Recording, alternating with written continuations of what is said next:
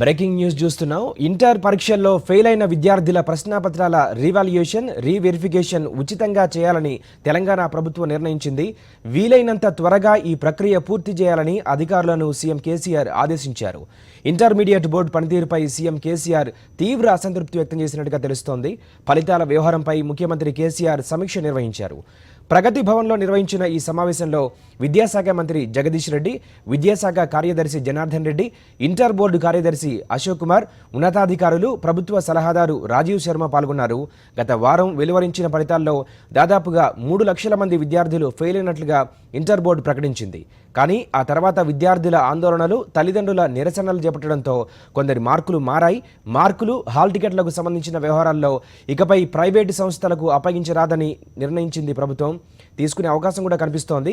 మరోవైపు బోర్డులో సమూల మార్పులు తీసుకొచ్చే దిశగా ఆయన ఆలోచిస్తున్నట్టుగా తెలుస్తోంది. దీనిపై మరిన్ని వివరాలు మా కరెస్పాండెంట్ నరసింహారావు నుండి తెలుసుకుందాం. నరసింహారావు, చెప్పండి, ఇప్పుడు తీసుకున్న నిర్ణయం వల్ల కొంత ఉపశమనం కలిగినప్పటికీ ఎలాంటి ఇంకా మిగతా విద్యార్థులకు కూడా ఎలాంటి వెసులుబాటు కల్పించే అవకాశాలు తీసుకున్నారు సీఎం కేసీఆర్? మొత్తంగా ఓవరాల్గా ఎలాంటి సమీక్షలో ఎలాంటి నిర్ణయాలు తీసుకున్నారు?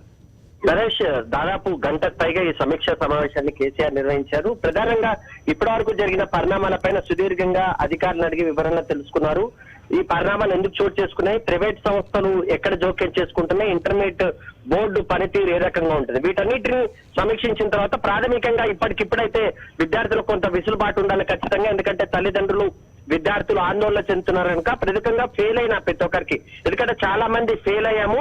నిజానికి మేము 10th లో మిగతా దానికి సంబంధించి 90% మార్కులు వచ్చినప్పుడు ఇక్కడికి మాత్రం ఇంటర్కి వచ్చే వరకు ఫెయిల్ అయిన పరిస్థితి కనిపించింది. ఫస్ట్ ఇయర్ లో 90% వచ్చిన వాళ్ళు సెకండ్ ఇయర్ కి వచ్చే వరకు ఫెయిల్ అయిన పరిస్థితి కనిపించింది కనుక ఎక్కడో సాంకేతిక పరమైన లోపాలు ఉన్నాయి కనుక ఫెయిల్ అయిన ప్రతి ఒక్కరికి మాత్రం రీవెరిఫికేషన్ కి, రీవాల్యుయేషన్ కి, ఈ రెండింటికి ఉచితంగా చేయాలని సీఎం కేసీఆర్ స్పష్టమైన ఆదేశాలు చేశారు. దీనికి సంబంధించి విద్యార్థుల వద్ద పూర్తి స్థాయిలో వివరాలు సేకరించాలి.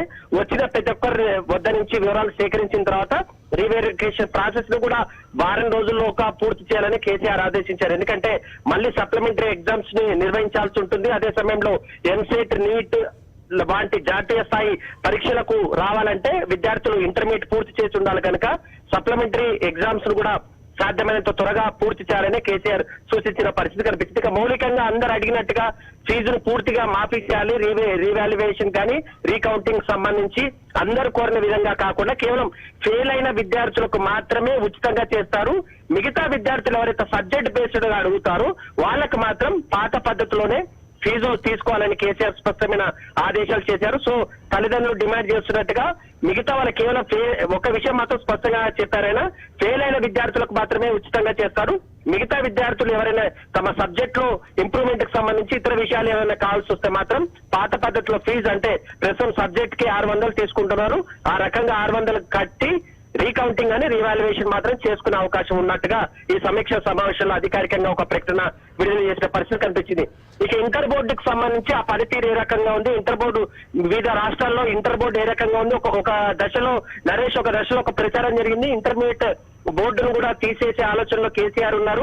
దాని పద్ధతిలో వేరే విధానాన్ని ప్రవేశపెట్టాలని భావిస్తున్నట్టుగా ప్రచారం జరిగినప్పటికీ ఇప్పటికి మాత్రం ఈ సమీక్ష సమావేశంలో మాత్రం ఇంటర్ బోర్డు రద్దుపైన నిర్ణయం తీసుకోలే కానీ ఇతర రాష్ట్రాల్లో అసలు ఇంటర్మీడియట్ బోర్డు పనితీరు ఏ రకంగా ఉంది, ఇంటర్ బోర్డు ఉందా, 10+2 లాంటి విధానాలు ఉన్నాయా, వాటన్నిటిని కూడా పూర్తిగా సమీక్షించి తనకు నివేదిక ఇవ్వాలని చెప్పేసి కేసీఆర్ ఆదేశించిన పరిస్థితి కనబడుతుంది.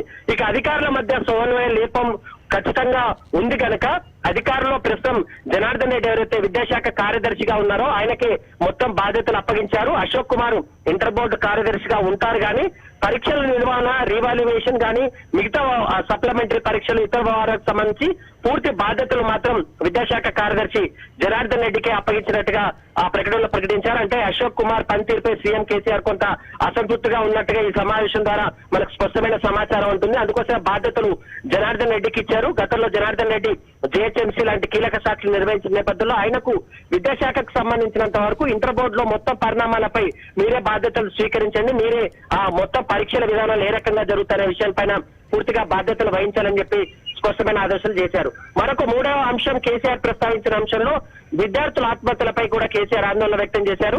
అయితే కేవలం ఇంటర్ లో ఫెయిల్ అయినంత మాత్రాన ఆత్మహత్యలు చేసుకోవాల్సిన పరిస్థితి లేదు. ఎందుకంటే ఇతర విషయానికి వస్తే మాత్రం వాళ్ళకి మళ్ళీ సప్లిమెంటరీ రాసే అవకాశం ఉంటుంది కనుక విద్యార్థులు ఎవరు తొందరపాటు చర్యలకు పాల్పడొద్దు. తల్లిదండ్రులు కూడా వారి విషయంలో కొంత అప్రమత్తంగా ఉండాలి. ఎందుకంటే చాలా మంది తల్లిదండ్రులు ఇంటర్మీడియట్ బోర్డు వద్దకు వచ్చి ఆందోళన చేస్తే విద్యార్థులు కూడా ఆందోళన వ్యక్తమవుతుంది కనుక ఆ రకమైన పరిస్థితులు రాకుండా ఉండేందుకు అన్ని జాగ్రత్తలు తీసుకోవాలని కేసీఆర్ ఆదేశించినట్టుగా తెలుస్తుంది. మరొక అంశాన్ని ప్రధానంగా కేసీఆర్ ప్రస్తావించారు. ఇంటర్ బోర్డుకు సంబంధించి ఎవరెవరు ప్రైవేట్ ఏజెన్సీస్ ఉన్నాయి, అవుట్ సోర్సింగ్ సిబ్బంది ఎవరున్నారనే అంశంపైన కూడా తనకు ఒక నివేదిక సమర్పించాలని కేసీఆర్ ఆదేశించారు. ప్రస్తుతం ఇంటర్ బోర్డుకు సంబంధించినంత వరకు ఒక ప్రైవేట్ సంస్థ ఈ మొత్తం బాధ్యతలు నిర్వహిస్తున్న నేపథ్యంలో ఇక రానున్న కాలంలో ప్రైవేట్ వాళ్ళకి ఎవరికి కూడా ఈ బాధ్యతలు ఇవ్వకూడదని ఈ సమావేశంలో నిర్ణయం తీసుకున్నారు. Naresh, okay, thank you for the updates Narasimha Rao.